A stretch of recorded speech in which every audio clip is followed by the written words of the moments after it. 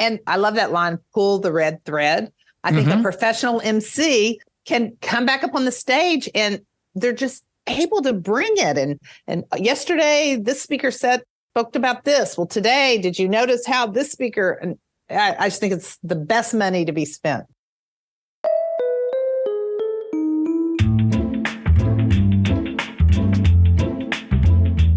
Welcome to No More Bad Events, a fun and insightful podcast for professional event organizers and for anyone at any level interested in producing nothing but the best events. Each week, we'll talk with legendary event professionals to get an inside look into what they think makes a great event. And in the process, we'll draw out insider secrets, non-traditional approaches, and compelling stories from the most captivating personalities in the business. No More Bad Events is produced and presented by eSpeakers, the most trusted online platform for the best keynote speakers in the world. And I'm your host, Scott Bloom, comedian, event MC, and now your podcast host. Let's get started. Hey folks, thanks for dropping by. I just had a nice cup of coffee and I'm feeling pretty good, feeling energized. That cup of coffee just sort of, it's like a switch gets turned and I am on. How are you doing? How you feeling? If you're not feeling good right now, just grab a cup of coffee. I don't know what it does. Maybe it has something to do with the caffeine. I'm not sure. Pretty sure it's the caffeine. Anyway, thank you for joining us. Today on the podcast, I am thrilled to have the insightful Gail Davis with us. For those of you who don't know Gail is founder and president of GDA Speakers and a true luminary in the events and speaking industry. She brings a wealth of entrepreneurial insights and lessons in leadership from her 25-year journey. And there's no doubt in my mind that Gail has seen and shaped it all. To that end, together we do a deep dive into the world of speaker bureaus and the magic behind curating exceptional experiences. Gail shares her take on the critical role of integrity and ethics in partnerships among speakers, the bureaus, and event planners, which, as we all surmise, have the potential to get messy, revealing the secrets to fostering trusted relationships and remarkable events. She also addresses the need to create a story arc, as well as the principle of the red thread, so to speak, that pulls the narrative together. She talks about challenges of managing high-profile engagements, about striking a balance between organizer expectations and speaker needs, as well as the evolution of diversity on the speaking circuit and the sparkle of celebrity speakers. Those are the nuts and bolts of our conversation, but wait until you hear her heartwarming stories about icons like Magic Johnson, Rob Lowe, and Tyler Perry. So get ready to pull that red thread on this episode to neatly tie up the tips, tricks, and tales that my amazing guest Gail Davis so generously shares with us. Let's get into it. You've been in the business for a while now, decades now. You're very involved. How many? 25 years. 25 years. I might even have you beat a little, but yes, it's funny. Everyone, I speak to a lot of veterans in this business. Yes. If you add my corporate event planning time to it, now we can get a big number going. Let's get that number going. How does your past event, marketing and event planning, because you probably had to do a little bit after that in 94, how does that help you be able to, relate to the experience? I mean, you're dealing with event professionals, event planners who are, maybe they're getting a speaker for the first time. You probably can empathize with that and they probably can feel that. I think it's my secret sauce. I mean, I have been in their shoes and I know the pressure they're under. I know the scrutiny they're under. I really do understand budgets. And, speakers, oftentimes that fee is a big portion of the budget. So there's a lot of pressure. Sometimes they have to go to bat to convince decision makers to increase the budget, but they have a million other things on their mind. And I love a speaker who is a professional and who is easy and flexible on site, because I have been an event planner and you can't help it if the CEO went 27 minutes over and now you're trying to make up time and you need them to be flexible. And a speaker that's like, I'm here to serve you. How can I help? That goes a long way with me because I have been in their shoes. That almost seems like mandatory at this point, because you want that speaker that you book with that person, with that event planner, to really partner with them. I mean, not only on site, but through the whole process. What do you look for when you're bringing on a new speaker or when you're recommending a speaker? Flexibility, accessibility, and an understanding of what our role is. My role is not to be on the phone all day long talking to speakers. And my role isn't to be screening calls of, hey, you told me you were going to put me in a proposal, whatever happened. Every minute that I'm doing that, I'm not on the phone with the people that potentially would book you. So I love somebody that, I have this infamous line that I said on a panel once, don't call us, we'll call you. But it's so true. And I love a speaker that maybe they haven't heard from me. It's like your best friend who you haven't talked to him since 2 summers ago, but you pick up the phone right where you left off. So I love a speaker that I can reach out to and say, oh my gosh, I think this is perfect for you. Here's what the industry is. Here's what they're looking for. And like within minutes, they're shooting me an email saying, here's what I know about this space. Here's who I've spoken to. It's a real collaboration and a real partnership so that I can add more value, not just say, hey, you should look at Scott Bloom, but hey, I mentioned Scott Bloom and here's what he's done in your space. I love that. Then we're really adding value and it's a true partnership. Yeah, I love working with bureaus and having access. I mean, things have changed now. There used to be a little bit more of a line of church and state of, well, we don't want the speaker really talking to the client. We really want the speakers to talk to the clients now. For sure. Because there is trust. It's not like in the old days, I think there was a concern that they leapfrog over the speaker bureau and they go directly. But we want to have that collaboration. Absolutely. I mean, we met, I don't know if you remember, we met around 5 years ago at the IASB conference in Boston. I hosted that event. Yep, I do remember that. I know that you're involved in a lot of speaker industry events. You're president of IASB, I think back in 2011. You're very an active member of the entrepreneur organization. I think you work with Josh Lingner's speaker community. Yes, is that right? Yes, I do. Yeah, I do. Impact 11. So why is it so important for you to be involved in so many speaker industry and leadership events? I mean, I want to stay in the learning lane. I want to know what is going on. I want to know who's new. I want to know how to navigate the changing landscape. I don't know that I would have survived the pandemic if I hadn't had my IASB community and my EO community. Every day I was trying to figure out what is next, and to have other people that understood what was happening and everybody offering up their best practices. Those PPP loans were made for someone like me. I mean, my whole, and the way that the generosity of spirit of people like, this is what you do, go do this.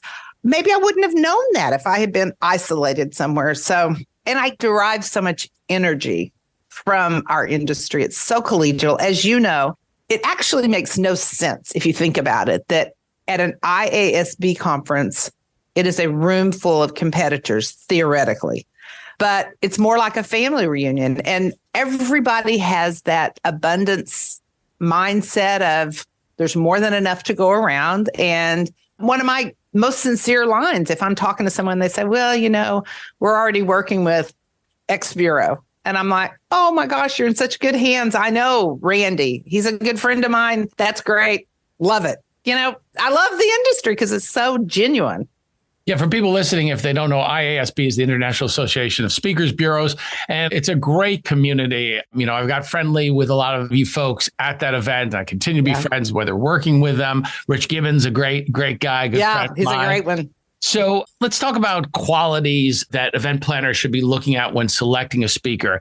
I don't think people are aware of how you're mentioning it, how challenging and maybe even traumatic at times, because everything can rest on that finding the right speaker. You get someone on stage for an hour and they tank, or they just don't connect to the audience, or it doesn't achieve the objectives of the client. That could be a tough thing. So what quality should an event planner look for when selecting a speaker, to ensure a memorable and impactful event?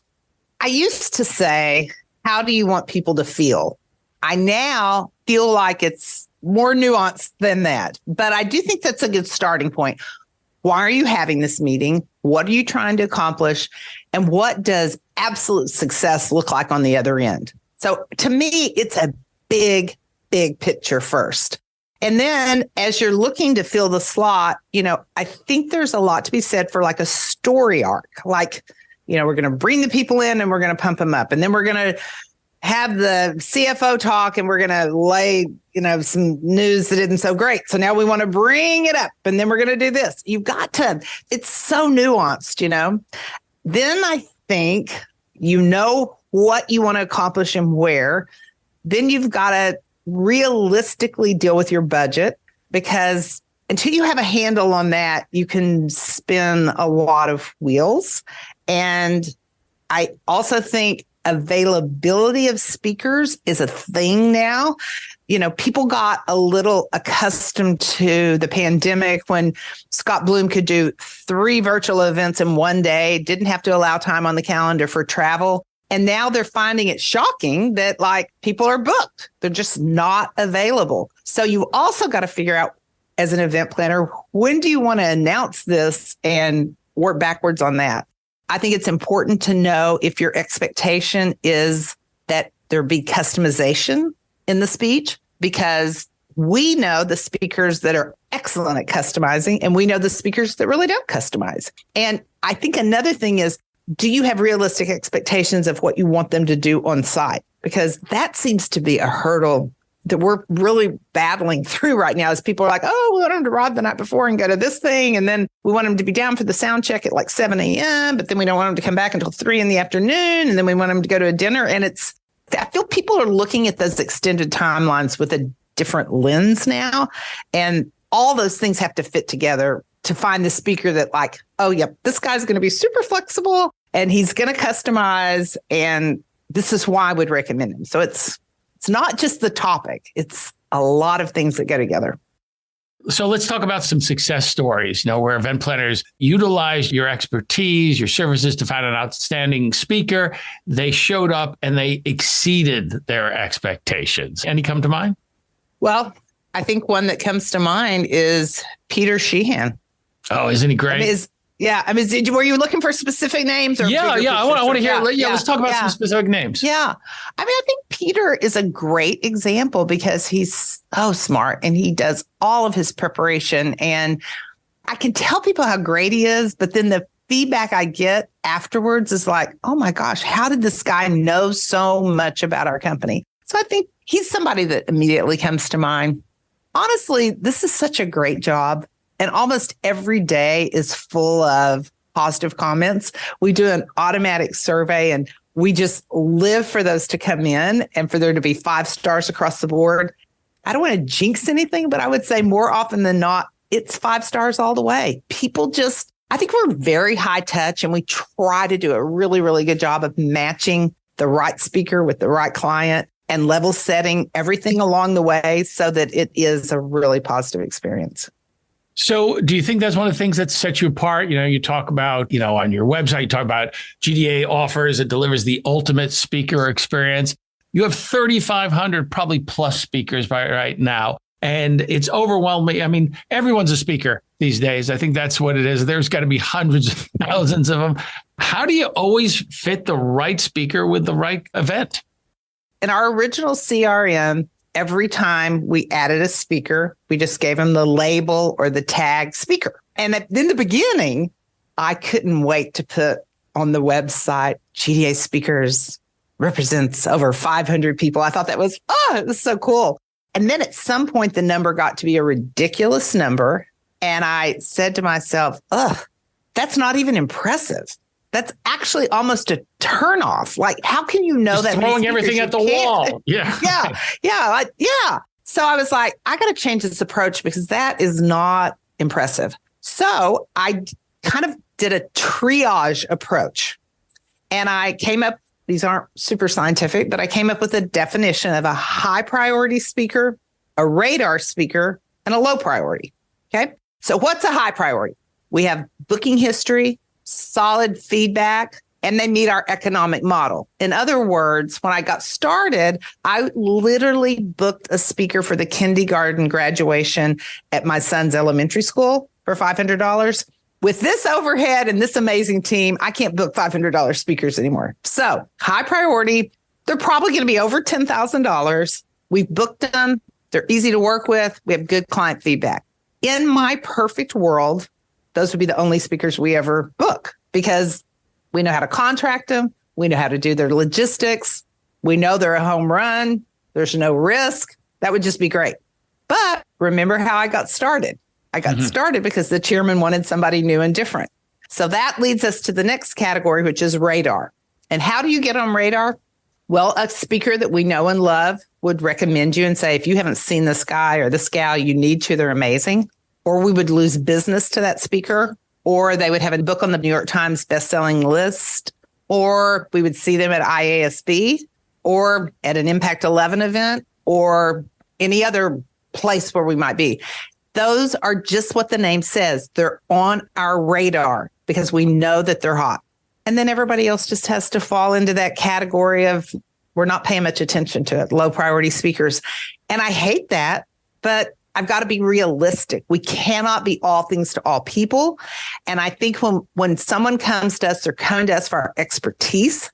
And I know how busy I am and how busy I was when I was an event planner. And if I asked as an event planner, hey, I need someone that's global in their appeal, has a story that everybody would like to hear, and they're not overexposed. If you send me 20 names, I'm just not even going to read your email. Because if I wanted to go research, I would have gone to google.com. So I think our value is to say, here are no more than 5 choices. This is my number one I'd go to, or these are my top 2. To me, that's really the value. And we can't do that unless we honor this high priority radar and low. And that's how we do it. We have a ton of tools that make that easier. I've invested a lot of money in technology, and we can deliver the ultimate client experience by leaning into our expertise. So, for example, if I put you in a proposal, there's a space to make a GDA note. And I can say, we've booked Scott X number of times, or Scott spoke for this client and here's what they had to say. Or, we can customize it with our own experience is what I'm trying to say. And that makes a world of difference. So for you folks, you're going to end up giving maybe 5 speakers because you don't want to throw a lot at them. You're saying these 5 would be great. I guess it gets a little bit more challenging when they're asking for multiple speakers. I'm not sure what that number is going to look like because they have to fill in all those spots. When we put our proposals together, if they say, like one client, every year their formula is an inspirational speaker, brain candy, kind of like future, if you will, and then something for personal development. So when we put the proposal together, we can sort them by those categories. So yes, they would get more than 5 options, but it would be very organized and targeted for the buckets that they're trying to fill. Yeah, that makes a lot of sense. Have you had clients come back or like in the next year and say, hey, that speaker really sort of influenced our organization, because ultimately that's why they're bringing them in. And it's a tough challenge. They're only speaking for 60 minutes. Some things are going to resonate. Some things are going to hit. But do you have any stories of clients coming back and, whether it was a Peter Sheehan or Ryan Estes or any of those, Josh Linkner, I'm naming basically the founders of Impact 11, that they came back and they just said, wow, we really implemented a lot of those things. Any of those come to mind? I hear that as an anecdotal, but the proof often is when one of those guys you mentioned sends a check. And I'm like, what's this for? Well, I got a consulting gig, or I continued to work with them. And that's been happening for many, many years, and that's something that's the other beautiful part of this industry. I would have no way of really knowing that, but that's the integrity and the ethics that surrounds the partnerships between a trusted bureau and a trusted speaker. It's not uncommon for them to say, hey, I just, here's a check, because I think everybody knows this, but just in case they don't, the way a speakers bureau makes money is a speaker pays them a commission. And so it's very nice when they get a consulting gig and they bring something back. And often they will do that when they say, I never would have known this company. I wouldn't have gotten the consulting gig without you. So that's neat. I guess the term in the industry is spin, right? Yes. You take one, you keep on going. Well, it all initiated from GDA. So I'm gonna pay that back. And I know Josh and his group and, with the speaker community, I'm sure they're reinforcing that all the time. And it also builds relationship. Hey, I want to work with this speaker, but not only because he's integrity, but we're also making money. That part's not bad. So what advice would you give event planners who are looking to diversify their lineup of speakers, ensure inclusivity in their events? I know that's a big topic, and sometimes they might even lead with that. It is important, and it has changed over the years. I've been doing this long enough that I can remember when diversity meant, shoot, aren't there any female speakers? I mean, right, literally. Right. I was at EDS and I would get, flack because they'd be like, you had 3 keynote speakers and they were all guys. Right. So that was round one. And then I think the next big influx was people of color. I mean, that was the first way to define it. And now it's everything. It's everything under the sun. There are more diverse speakers out there now. I mean, that has also changed. It was a very white male industry for years and years. So, people are getting shots, getting options now. And as the event industry evolves, what other emerging trends do you see in the speaker selection process, and how can event planners stay ahead of that curve? One thing, and I mentioned this in the beginning, and I don't even know that was the right spot to mention it, but I just think event planners need to have an incredible awareness of the timeline that they're requesting from the speaker, particularly in the celebrity space. I think this week we probably had 2 big celebrity decline, and it was 100% because of the timeline requests. They're just like, can't do it. I can't arrive. And some of the speakers, one of them, she's a well-known celebrity, but she is getting older. And she was like, look, what was she, 74? I'm 74 years old. No, I'm not going to go and do this and do this and do this. No. So I just think that trend of people being very aware, whether it's a celebrity or just a card carrying, speaker that just wants to keep their health going, you have to be realistic in your request. Carrie Lorenz is a fantastic female presenter, and she's brought up the most practical point about some of these requests.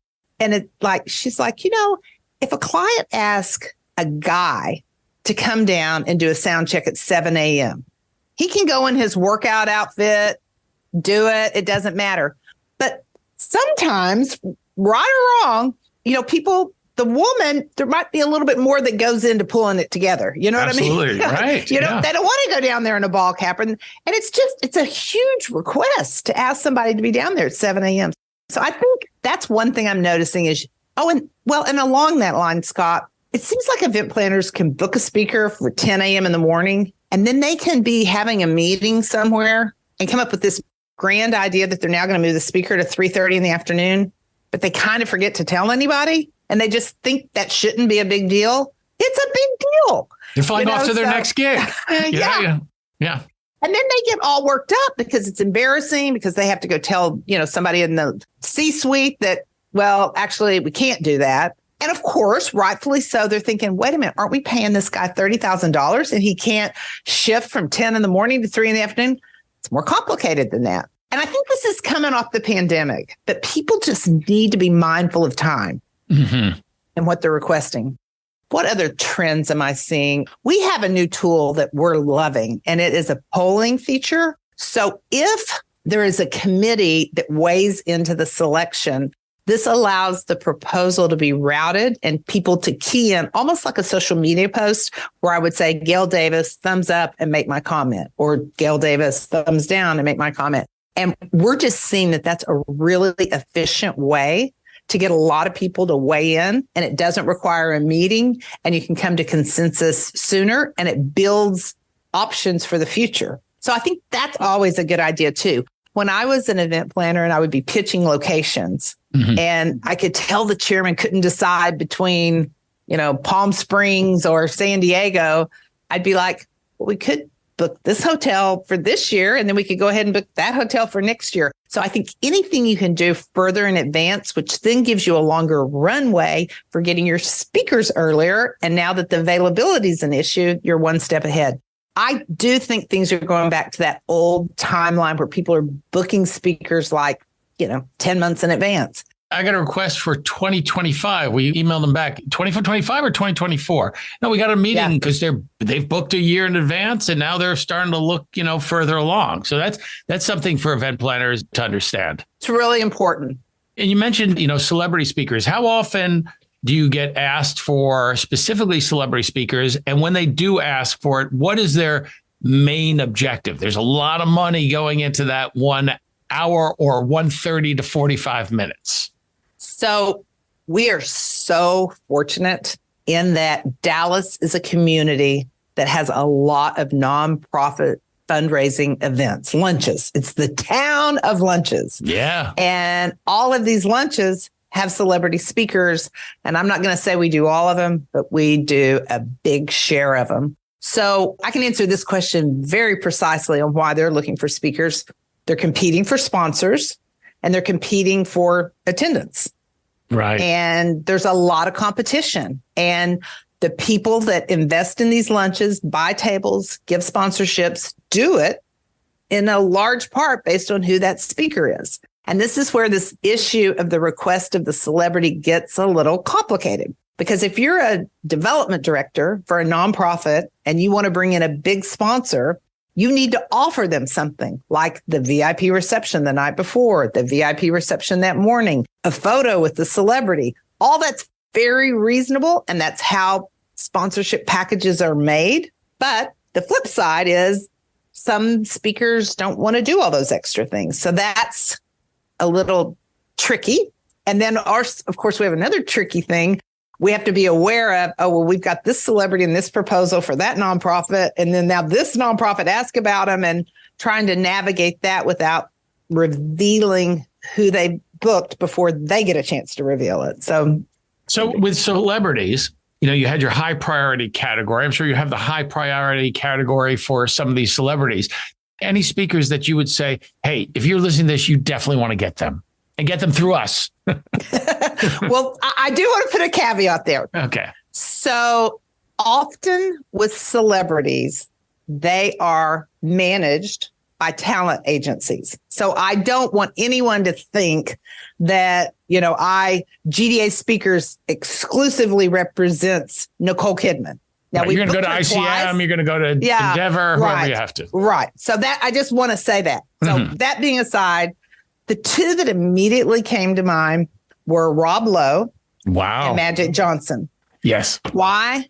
Rob Lowe is the nicest individual on the planet. He is so nice and so accommodating and so reasonable, and his team is fantastic. So love him. We've booked him so many times, and it's just, it is possible to book a celebrity and for it to be stressful. And it's always great when you find the ones that are easy breezy. And I think that's true with Magic Johnson as well. I mean, what a great guy. He's been killing it for years, right? Charismatic. Yes. Beyond belief. And so authentic. I saw him one time he was here in Dallas, and it was for our largest client. And he came out and, he's very big on jumping off the stage and taking pictures with people. And as most ballrooms are, it was in thirds. And he was over on this side a lot. And then he was in the middle a lot. And at one point he goes, uh-oh, I haven't spent any time over here. And so he kind of moves over there. I promise you this was not a plant. I promise you it was so organic. And he looks down and he sees one of their attendees and he goes, boy, you're tall. Stand up. Well, it turns out it was one of their international attendees from Germany. He had gone into that ballroom the minute it opened to get on the front row. He used to play basketball, and Magic Johnson was like his hero. Wow. And when he stood up, like he started to cry. And Magic was so taken by that. I mean, he started to cry. I'm about to cry telling you. But Magic turned around and then he looked back at the audience and he goes, you guys, I had heroes. And to think that this guy from another country thinks of me as a hero, he goes, it's so humbling. So, it's things like that when you just get to see that, they're a big name and they have a big fee, but they're also genuinely nice people, Yeah, and I'm sure those celebrity, they're the ones. I got a chance to interview Andre Agassi years ago. Yes. And, his book Open had just come out. I'm sure you were booking him around that time, as well. And just once again, a very super nice guy, very charismatic, had a great story. I mean, it's great to have stories too. I mean, with Magic, not only the success in basketball, but success in his business, what he's done here in Los Angeles. So that's great. Another celebrity speaker that I saw recently, and I saw him 3 years ago, and then I saw him just this past year. Have you done any work with Tom Brady? No, I haven't. Okay, you want to look at I write that down. Yeah, no, radar. Definitely put Tom on your radar list. He was so impressively good. Besides once again, the audience going crazy, it's Tom Brady. Maybe there's certain towns, maybe they won't go as crazy, but this was a national audience, but he's still a star and he's, super handsome. And he just was able to talk with the CEO and he did his homework. He made it personal. They felt like he didn't just drop in. They really connected with him. Now you can book Tom Brady or buy yourself a really nice house in most cities in the U.S. So he's not cheap, but I think they really appreciated, what he did. Any other? I mean, I love speaker, celebrity stories. Any others? I'll tell you another great story. Tyler Perry. Oh my gosh. Wow. We were so lucky to get him in Dallas for an event. And this is something that really stood out to me as a big deal. He wanted to use a teleprompter. But he didn't request one. And so actually it was at a sound check a couple hours early because there was one of these receptions that we have. And he realized there wasn't one. And he said, did my team request, this is years ago, did my team request a teleprompter? And we were like, no. And he goes, I know they're expensive and I know you might not be able to pull it off, but if you could get me one, I want to personally pay for it. That really, I mean, I know he's got expendable income, but the sensitivity that he was throwing that request out there last minute and the sensitivity that it was a nonprofit. Anyway, of course, voila, they got one and he was amazing. Yeah, and he really customized his comments for that group, which was a domestic violence group. And he grew up in a home that had domestic violence. And that's probably one of the most powerful celebrity speakers I've ever seen. Because Tyler Perry, you'd think he'd be real funny, which he was. He was very funny, but he also had a very powerful message. Yeah, I mean, I think that's a real important aspect. And, on the podcast, I get to talk to a lot of people. And I think these speakers need to now have not just knowledge, but that real emotional connection. You talked about the story arc with the whole meeting, what do you want to happen here? What do you want to happen here? And then we're going to take them somewhere. And the same with a speaker. A speaker needs to take an audience somewhere, needs to have that emotional connection because otherwise, 45 minutes later, people are going to forget what was said. Another tip, because you're talking about that arc and all of a sudden I'm like, I have to say this. And of course, this is going to be music to your ears, but event planners need to consider a professional MC. It is so important. And they need to be realistic, do their internal leadership members. Is that really their expertise? Because it's pretty unusual that it is. And it's a hard sell sometimes because sometimes the ego wants to be on the stage. But I have never recommended you, Civilico, any of the professional MCs that I've had a client come back and say, that was wasted money. I mean, they're all like, oh my goodness. Do that. We're never going back. We're never going back. So if someone's out there listening and they've just, or, their normal format is to book an opening day keynote speaker, second day keynote speaker, and third day closing keynote, they should really look at bringing in a professional MC. It's a game changer. And it allows the leadership team to be fully present with the attendees, not so distracted by when they're next going on the stage and what their next. Yeah, it's just. I go on and on about this. Obviously it's what I do, but I mean, but no, from a professional production standpoint, you're putting on a production at some level. You want to take the audience somewhere, and yes, VPs, they want their stage time. Give them their stage time, but they shouldn't have to be introducing people, and they also don't know how to corral the audience's energy and take them somewhere and have them have a good time and get them engaged. And I love that line, pull the red thread. I think a professional MC can come back up on the stage and they're just able to bring it. And yesterday, this speaker spoke about this. Well, today, did you notice how this speaker, and I just think it's the best money to be spent. It's a world of difference. And I think we're going to end on that. The best money spent. Pulling the red thread. I'm going to look at that as a possible title for this, because that's what we really want to do with. No, not just for the MCs, but the speakers, the whole event. You want to pull that red thread all the way through the event. That's right. Working with a speaker bureau agent like yourself and having an expert there to help guide you through that process. Because a lot of these meeting planners, event professionals, maybe don't have, even if they've been in that business for years, they haven't had the scope of insight that you folks have. So I recommend highly that when you're looking at a speaker bureau, that you really do partner with them, make it a collaborative process so that they can help you create the most memorable, most impactful event you can have. Love it. Love it. Gail, thanks so much. Thanks so much for joining me. This has been great. I think I did something with you folks recently, but I always enjoy working with you. Your team does a great job. So thank you for doing this, and thank you for being such an important person in our industry. Oh, thank you.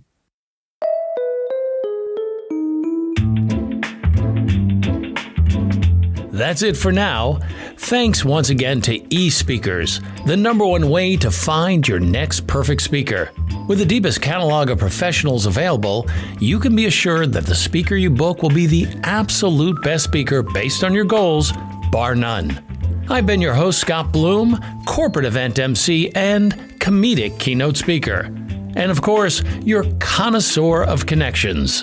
Oh, by the way, and if you're interested, you can book me for your next event on eSpeakers Marketplace at espeakers.com/marketplace. And if you like what you heard, subscribe on Apple, Spotify, Google Podcasts, or wherever you listen to your favorite shows. If you loved what you heard, drop us a review, and don't forget to share with your friends. Thanks so much for listening. Now go out and make your event a great one.